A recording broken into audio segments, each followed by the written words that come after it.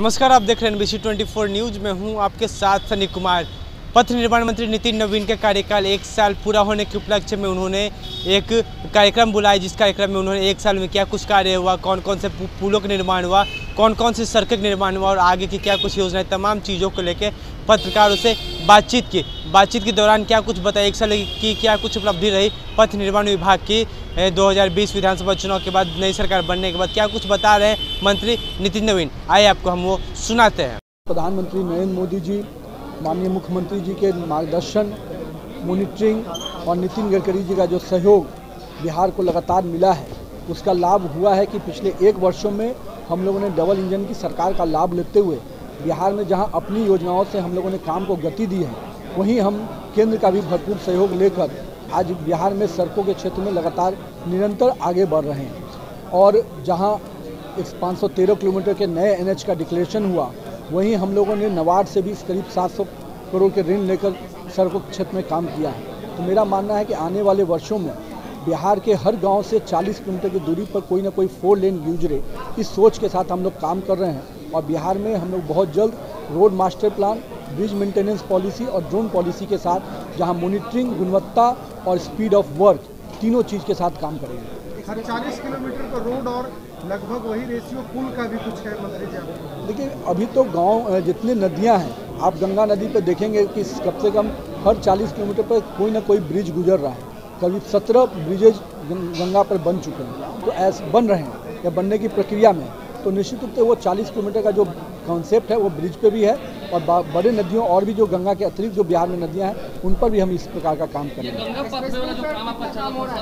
हाँ, देखिए, अभी पटना कलकत्ता एक्सप्रेसवे, आमस दरभंगा एक्सप्रेसवे और तीसरा सिल्लीगुड़ी से गोरखपुर एक्सप्रेस, ये तीनों एक्सप्रेसवे से जहाँ एक और north Bihar south Bihar connectivity, north Bihar को बेहतर कनेक्टिविटी और एक्सट्रीम नॉर्थ से एक्सट्रीम साउथ को जोड़ने का जो तीनों योजना है, उस पर हम लोग काम कर रहे हैं।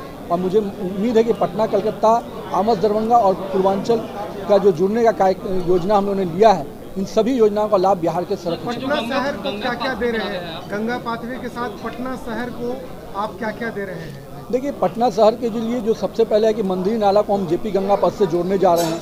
साथ ही साथ जो पूरा पटना में जो ब्रिज है, उसको हम लोग आपको पटना के सारे ब्रिज के मेंटेनेंस पॉलिसी में जब आएगा तो ब्रिजेज का गुणवत्ता और मीठापुर मोहल्ली के माध्यम से कंकड़बाग का जो फ्लाईओवर बन रहा है, इन दोनों फ्लाईओवर के बनने से मीठापुर मोहल्ली करीब 700 करोड़ से ऊपर की योजना है। और ये जो एक योजना आपका कंकड़बाग का जो ब्रिज का है, इससे पटना के अंदर और बाहर जाने में काफ़ी सुलभ होगा। और मीठापुर मोहल्ली कंप्लीट होने से हम सीधे रिंग रोड की ओर जुड़ेंगे। गंगा एक्सप्रेसवे का क्या अभी तो ये कब तक तैयार हो जाएगा? आपने हाल ही में निरीक्षण किया था? देखिए, JP गंगा पथ का जो पूरा पैच है, उसको हम लोग 2023 में फर्स्ट फेज कंप्लीट करेंगे। और जो 2.5 किलोमीटर का एक और टेंडर हम लोगों ने किया है, उसके मुताबिक हम लोग फरवरी 2024 में पूरी योजना को कंप्लीट करेंगे।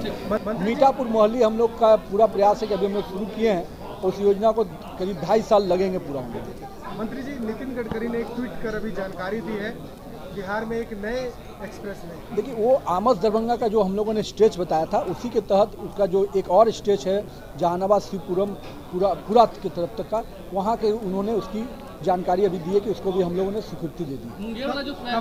कब तक के लिए वो उसकी निविदा चली गई है।